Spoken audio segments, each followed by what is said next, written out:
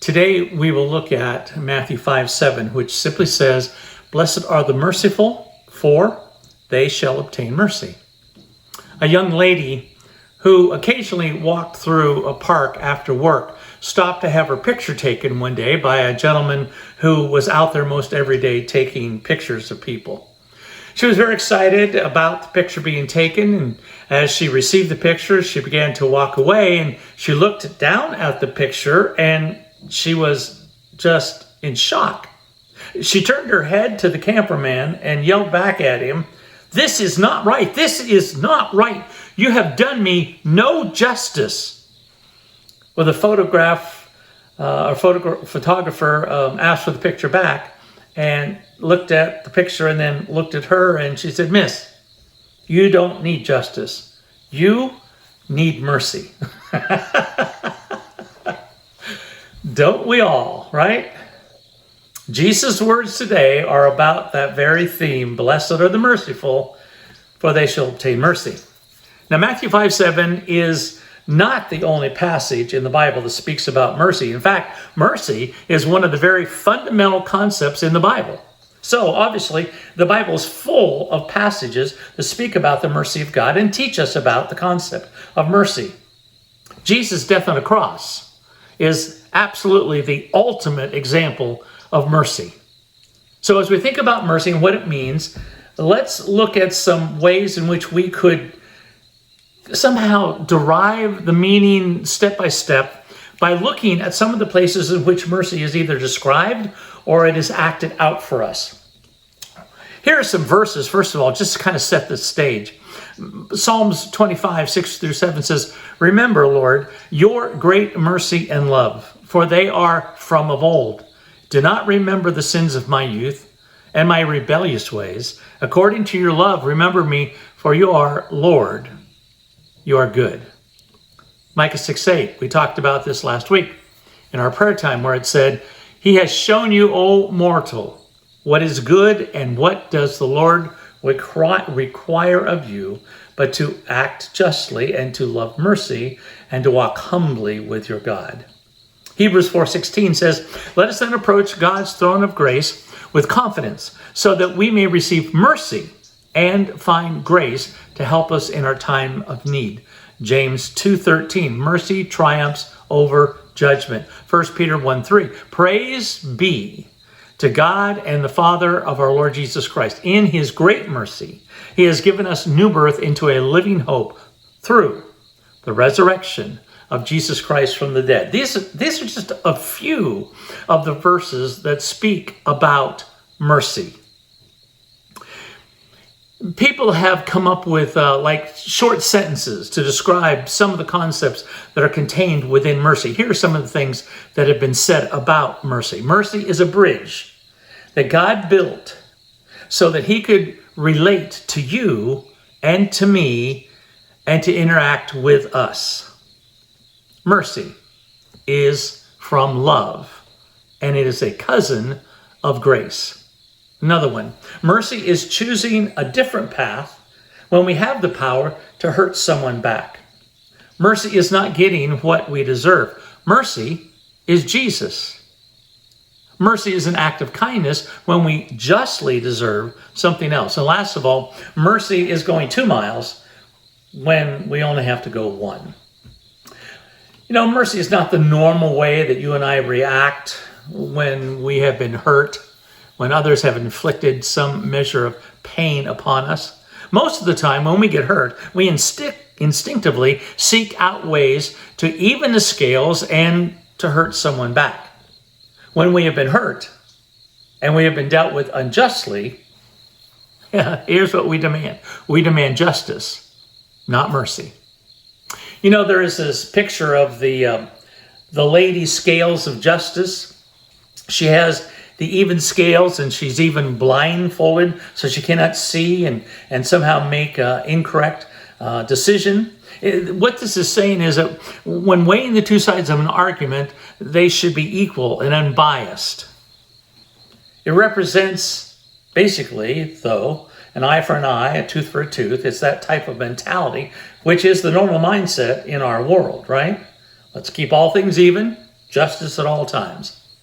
Jesus did not come so that you and I could follow that mindset, so that we could just be normal like the rest of the world. Jesus Christ came so that we would follow him and be like him, which demands, as all of these Beatitudes have done, that we begin to shift our minds, our hearts, our attitudes to be more like him and to be less like our natural selves. Now, when I use the word natural selves, I don't have time to go into the whole discussion of this, but our natural selves were supposed to be holy and righteous. It's our broken natural selves that I'm referring to there.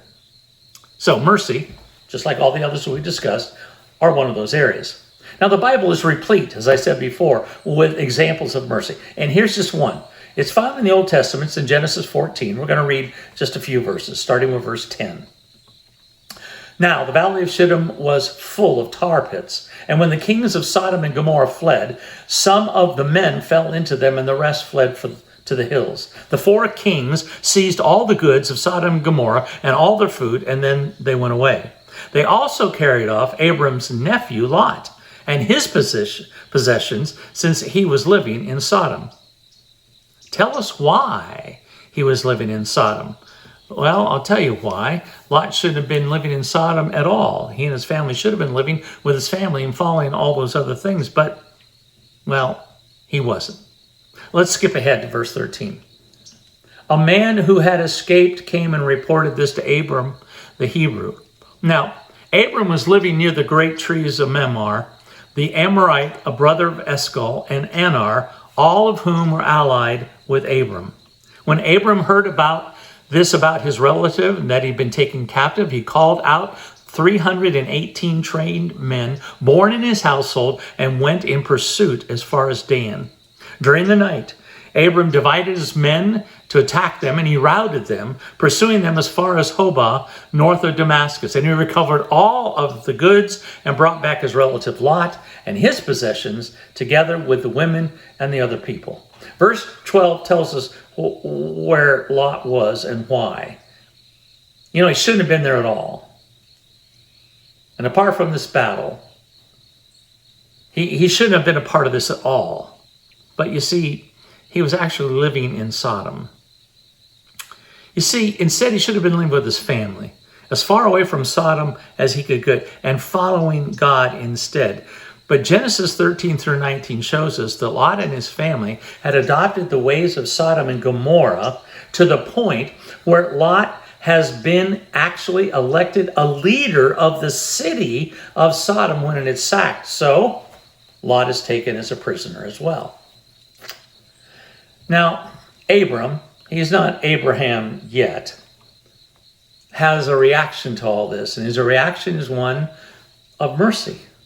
Mercy for Lot and his family. Abram didn't have to do this. Lot has made his own bed, and he made it with the heathen, and he basically, for justice purposes, should be expected to sleep in it. But Abram just doesn't see it that way. Instead, even though Lot has wronged Abram in the past, Abram sees a soul that is in need, and whether he deserves it or not, mercy is what Abram is ready to offer. Now, please do not miss the fact that this offer of mercy came at great peril for Abram. It would have been so much easier to just move on and not worry about it. But you see, mercy doesn't act that way. So what do we learn here? What's one principle we learn about mercy? One trait of mercy is this: it is costly. Sometimes the cost is physical in nature. Abram could have been killed himself in the process. You may be forced to endure all kinds of different kinds of cost involved with sharing mercy. It might be physical, might be a hit to your reputation. It might take a chunk out of your pocketbook. It might not really feel very satisfactory in your mind. There's just many ways that being merciful can cost you. So be aware, first of all, that what Christ is asking for us is going to be something that's going to cost us something. So be prepared. Here's another story of mercy. It's found in the New Testament. It comes from the book of Luke 22. Here's what it says.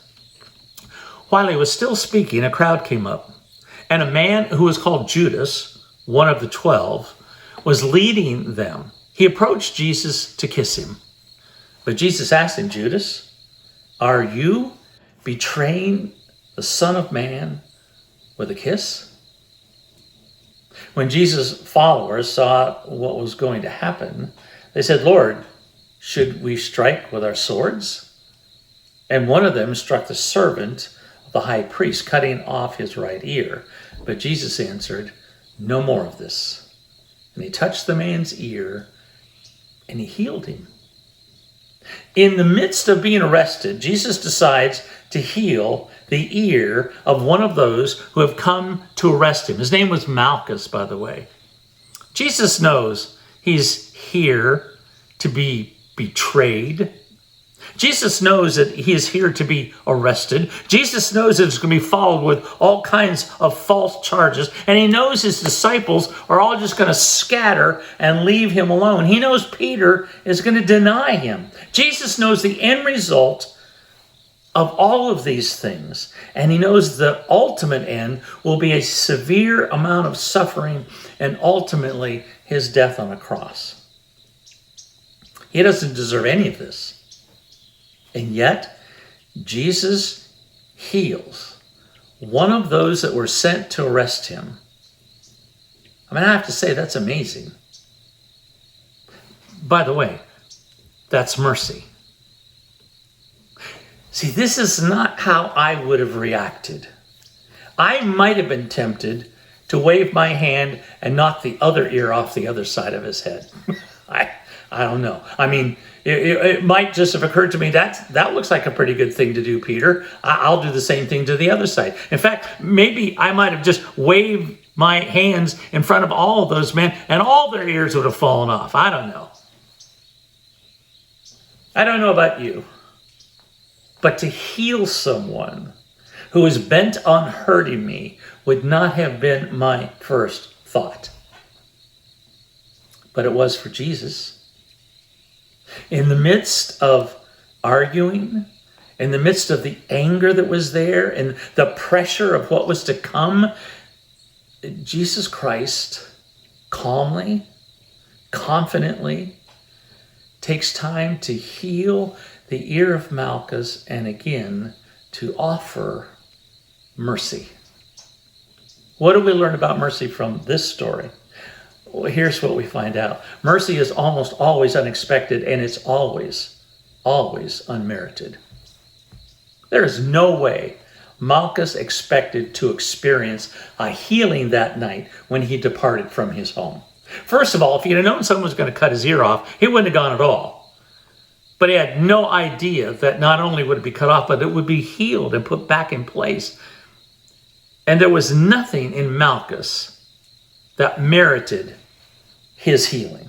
There was nothing about him that said, oh, this is such a good man. This shouldn't have happened to him. He's part of the people who've come to arrest an innocent man. There's nothing about him that's innocent. Both parts are part of mercy, true mercy. You and I never deserve mercy. And we never think that someone we're going to offer it to deserves it either, because we don't. That's the nature of mercy. It's completely unmerited. And because it's unmerited, it's always unexpected, isn't it? Since the time of creation, has there ever been anyone who expected God to offer this kind of mercy to us? No. No one ever expected this. And there is no reason for any one of us to have ever expected the Son of Man to die on a cross to offer to us the mercy of salvation. It is not only totally unexpected, it is absolutely, completely unmerited. We did nothing that somehow would have told Jesus that You owe me this. I'm worth this. Your death is just a small part of what I'm owed. That's ridiculous. True mercy is always unexpected. And true mercy is always, always unmerited. Earlier we read a list of what mercy is. Well, here's a list of what mercy is not. Mercy is not a disease of the soul that makes a person weak. Some people think that way. Mercy is not letting someone get away with being a bad person. No, it's not at all. Mercy is not letting pain be pain, but growing from it and changing it. No. And mercy is not normal, folks. You see, but here's the crux of the matter of Jesus including this in the Beatitudes. Mercy is supposed to be, though, something that becomes a natural part of the citizens of his kingdom. That's what we're supposed to be like. That's why he's teaching this. That's what the Beatitudes are all about. Remember, they're the characteristics of the citizens of this new kingdom that Jesus is establishing. Mercy comes when you and I make a decision. And it is a decision. And we decide to be kind and compassionate to people instead of pressing for what we conceive is justice or for what favors us or whatever we think someone deserves. Now, this is not easy. And that's why the decision that we have to make to be merciful is not an easy decision to make, but it is a necessary one if we want to be part of the kingdom, if we want to be in this citizenship of the kingdom of heaven. Now, each of the stories that we've looked at, mercy was at times dangerous, it was costly, it was unexpected, not merited, and it wasn't the easy way out. The decision to be merciful then means we are taking the power we have to get even or to make things right, again, in our eyes, that's critical, or letting someone deservedly suffer, and instead we're choosing a different path. I firmly believe that you and I must make the choice to be merciful in our relationships that many, if not all the time, will involve the following. For us too, it could be dangerous. It will be costly. It'll be unexpected, not merited, and it's not the easy way out. Now, we've looked at two biblical examples of mercy. Now, let's look at one from literature. Les Miserables is a story based on a novel by Victor Hugo. And it's a story about someone called Jean Valjean. He is a French prisoner who was ultimately transformed by mercy. You see, Jean Valjean had originally been sentenced to a 19-year term of hard labor. And all of that simply because he had stolen some bread in order to eat. Now, being in this prison turned him, changed him, and he became a hardened criminal and convict. He had an unbelievable will that would not allow him to be broken, though. He had all kinds of fights while he was there, but he was unbeaten. But finally, he was released. When he was released, it was a very cold time of the year. He wandered for several days seeking some shelter from the weather. He couldn't find anyone who would help him. No one would accommodate an ex-criminal. And at last he found this kindly bishop who offered him some hospitality.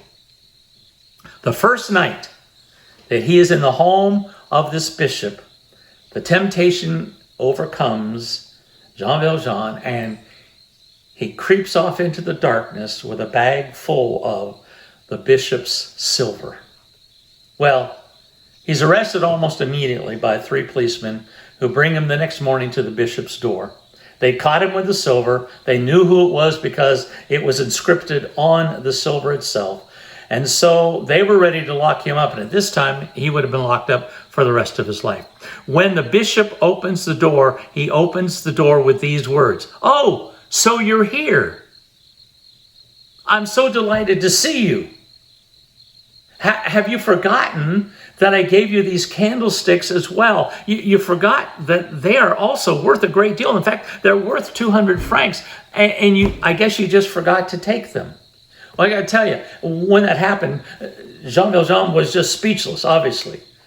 The bishop assured the policeman that the silver had not been stolen, but rather it was a gift.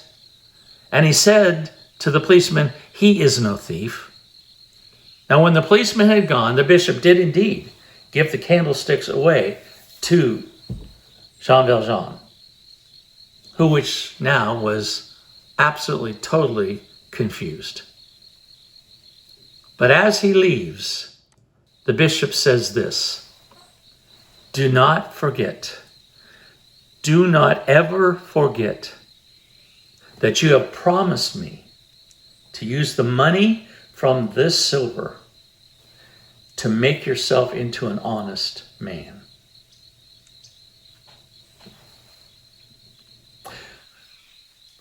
One of the true powers of mercy and acts of mercy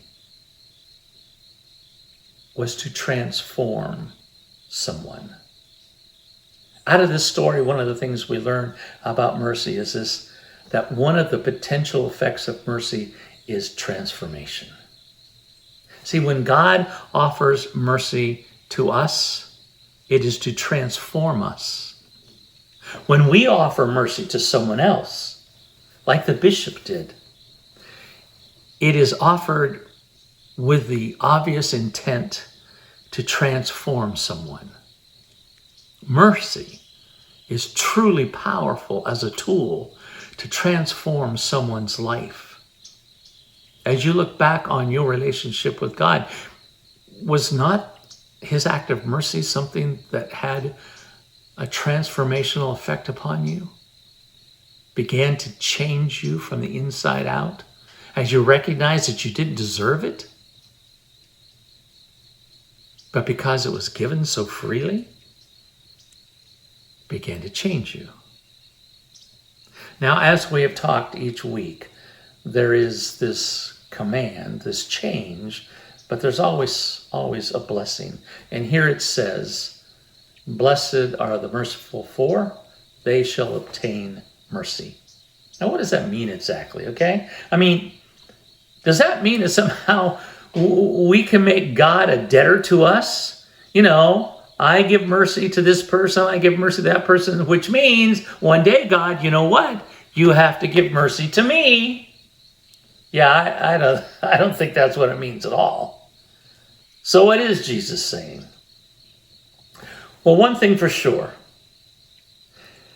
If you never extend mercy to anyone here on this earth, then it's a given that you're not going to ever be receiving mercy from God here or anywhere else.